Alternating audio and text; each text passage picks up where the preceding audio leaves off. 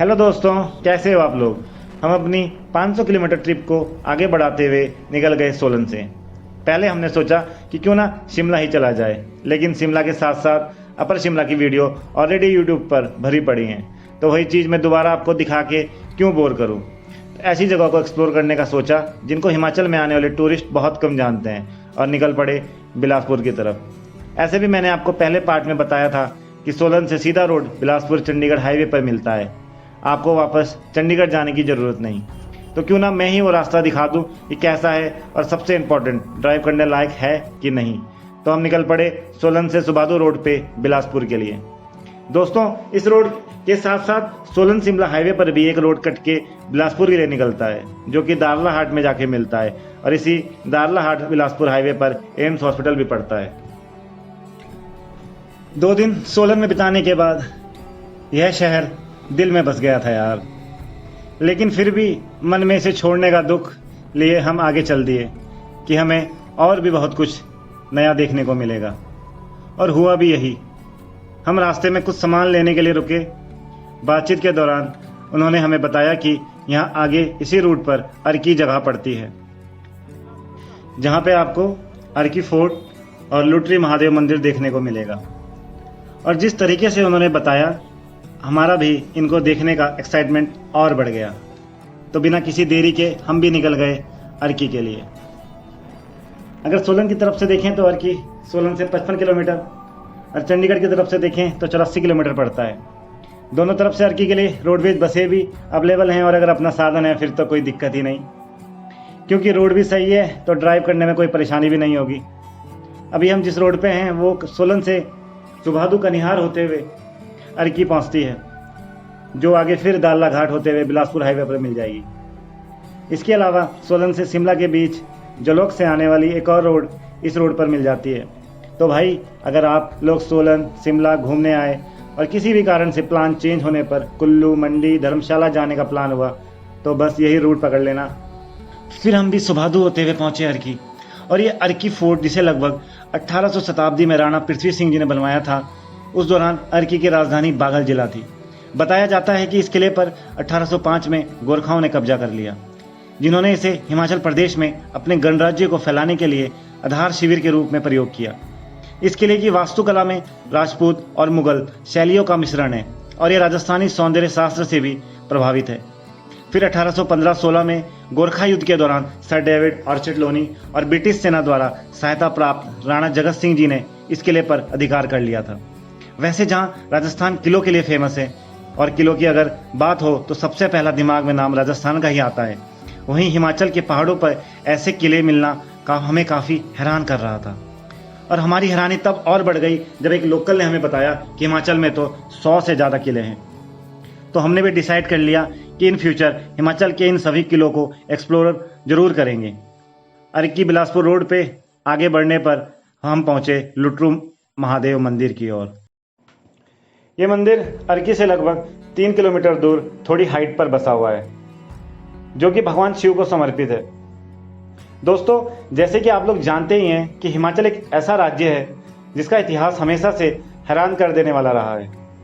हिमाचल देवी देवताओं की भूमि होने के कारण ही इसको देवभूमि हिमाचल कहा जाता है।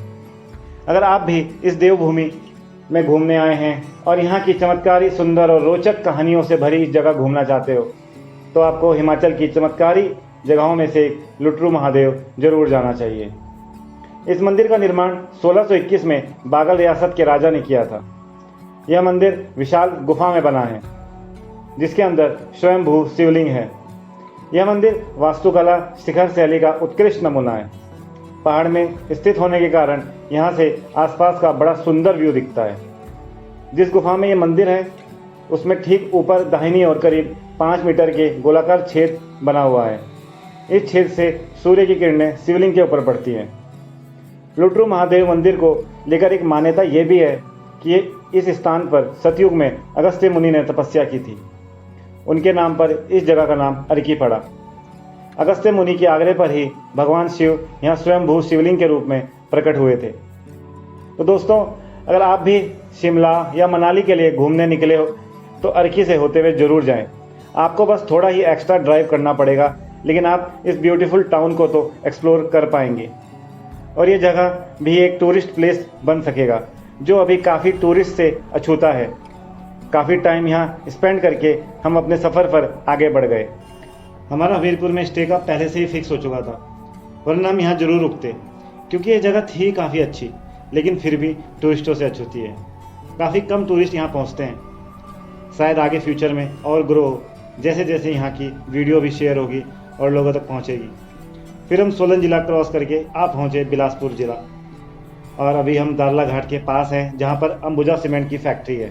शाम का समय हो गया है और अभी धुंध भी है, तो साफ दिखाई नहीं दे रही है, वरना पहाड़ के टॉप पर साफ दिखाई देती है। बिलासपुर ज़िले में लाइमस्टोन की माइनिंग भी की जाती है, जिससे सीमेंट्स कंपनी को रॉ मटेरियल के लिए भी आसानी हो जाती है। और इसी वजह से आपको चंडीगढ़ या शिमला हाईवे पर ट्रकों की आवाजाही ज़्यादा मिलेगी। तो भाई बिलासपुर तक तो इस रूट पर अपनी सावधानी ज़्यादा रखें, और रात को ड्राइव कर रहे हैं तो और भी ज़्यादा रखें, क्योंकि अपनी सुरक्षा अपने आप। ये अभी हम शिमला बिलासपुर रोड पर हैं। सोलन की तरह यहाँ पर भी हमें काफ़ी अच्छी रोड मिली, तो सफ़र में कोई परेशानी नहीं हुई। हमने जगह जगह रुक कर लोकल नज़ारों, गांव के व्यू का खूब आनंद लिया, जिसमें टाइम भी काफ़ी स्पेंड हो गया। तो सोलन से बिलासपुर तक का एग्जैक्ट टाइम कितना लगा वो तो हम आपको नहीं बता सकते, लेकिन अंदाजे से कहूँ तो अगर आप लगातार ड्राइव करते हैं तो सोलन से बिलासपुर आने में लगभग 4 घंटे तो लग ही जाएंगे। अब तो रोड पे फिर भी रौनक सी लग रही है, वरना अर्की तक और अर्की के बाद तो बीच में कहीं कहीं बिल्कुल जंगल का सफ़र। इंसान तो दूर दूर तक कहीं दिख ही नहीं रहा था, लेकिन जो भी था अच्छा था। सोलन के बाद बिलासपुर आने पर सबसे ज़्यादा जो चीज़ मुझे आकर्षित कर रही है वह है यहाँ के घरों की छत। जहाँ सिरमौर ज़िले में 2 साइड से स्लोप वाली छत बनाई जाती है, वही यहाँ पर छतों पर 4 साइड से स्लोप दिया जाता है। और जो पत्थर छत में यूज़ किए गए हैं उनमें मैक्सिमम पत्थर रेक्टेंगुलर शेप में, बल्कि सिरमौर ज़िले में घरों की छत के पत्थर कोई फिक्स शेप में होते ही नहीं। हालांकि हम इन घरों की रिकॉर्डिंग करने रुके नहीं, क्या पता चोर समझ के हमारे पीछे कुत्ते छोड़ दें। लेकिन दोस्तों, मेरा आपसे प्रॉमिस है कि इस सीरीज़ में आपको इन छतों को करीब से ज़रूर दिखाऊंगा। फिर हम पहुँचे एम्स के पास। इस संस्थान को 4 दिसंबर 2019 में प्रधानमंत्री स्वास्थ्य सुरक्षा योजना के चरण 5 के तहत आधिकारिक तौर पर मंजूरी दे दी गई थी। ये बिलासपुर के कोठीपुरा गांव में NH 205 शिमला कांगड़ा हाईवे पर 247 एकड़ भूमि पर बनाया गया है। इस संस्थान ने 12 जनवरी 2021 से अपना पहला शैक्षणिक सत्र शुरू किया। अभी तो ये संस्थान निरंतर प्रगति की ओर है और दिसंबर 2023 तक पूरी तरह से पटरी पर दौड़ेगा। इससे हिमाचल भी स्वास्थ्य दृष्टि से आत्मनिर्भर होगा।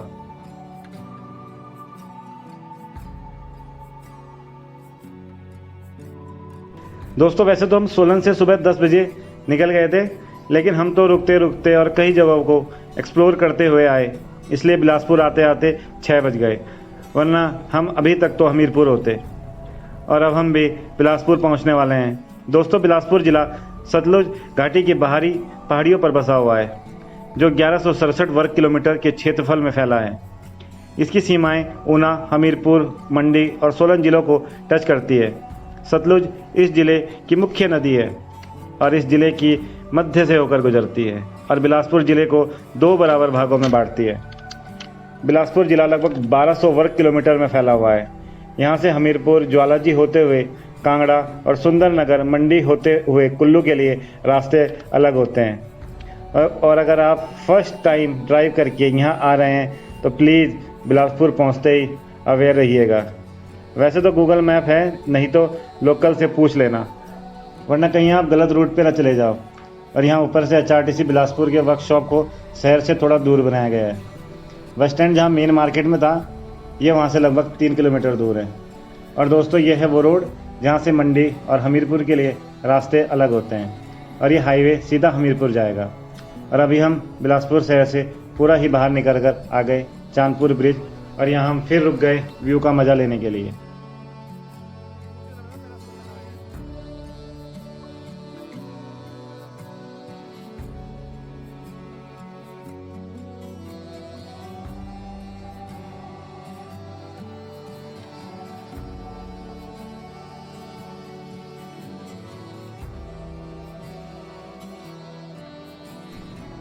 तो दोस्तों हम भी एक रील बना के ना फ़ोटो खिंचा के चले अपने डेस्टिनेशन की ओर।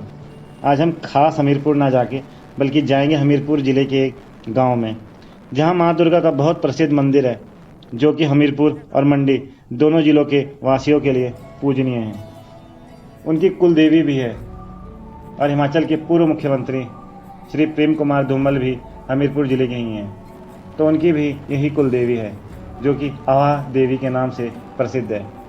और असली कल्चर तो गांव में देखने को मिलता ही है। तो सफ़र का मज़ा लेते हुए हम भी निकल पड़े।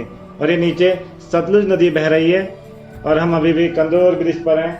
ये सतलुज नदी लाहौल स्पीति के खाप संगम से काफ़ी लंबा सफ़र तय करके यहाँ तक पहुँचती है और अब आगे गोविंद सागर झील में मिल जाती है, जिस पर भाखड़ा डैम बनाया गया है।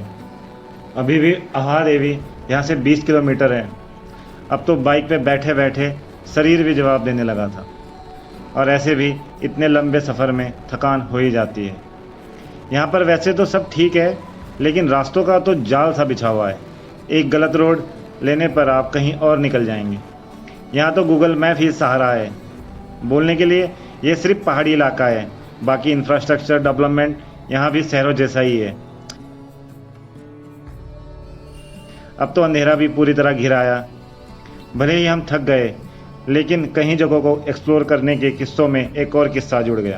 अच्छा। और जो हमारी हिमाचल की 500 किलोमीटर की जर्नी, जो देहरादून से सोलन लगभग 200 किलोमीटर की हुई थी, उसमें 150 किलोमीटर और ऐड हो गए, जिसमें सोलन से बिलासपुर 100 किलोमीटर और फिर बिलासपुर से हमीरपुर 50 किलोमीटर पड़ा।